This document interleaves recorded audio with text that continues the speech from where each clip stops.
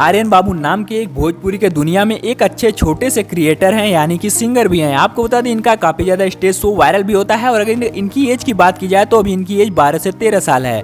आपको बता दें इनका एक गाना खुशी कक्कड़ जी के साथ शूट हुआ है। हालांकि आर्यन बाबू और खुशी कक्कड़ ने इस गाने को मिलकर गाया है और इस गाने को 21 जनवरी को 6 बजे के करीब रिलीज कर दिया गया था और इस गाने को देव साई फिल्म के चैनल से रिलीज किया गया था। आपको बता दें इस गाने का टाइटल है पतरी कमर। जी हाँ दोस्तों, और आर्यन बाबू और काजल राज ये दोनों लोग आप लोगों को लीड रोल में नजर आएंगे देखने को। हालांकि बता दें इनकी एज तो छोटी है, इनका लुक काफ़ी जोरदार और तड़कता भड़कता है और इनके गाने के इतने ज़्यादा इनके फैंस दीवाने हैं कि आप लोग सोच नहीं सकते। और इनके इंस्टाग्राम पे काफ़ी ज़्यादा फॉलोअर्स भी थे, लेकिन इनका इंस्टाग्राम हैक हो जाने के कारण इन्होंने दूसरी आईडी क्रिएट की है। तो आप लोग जाइएगा, इनके इंस्टाग्राम को सपोर्ट कीजिएगा और इनकी फैन फॉलोइंग को बढ़ाइएगा।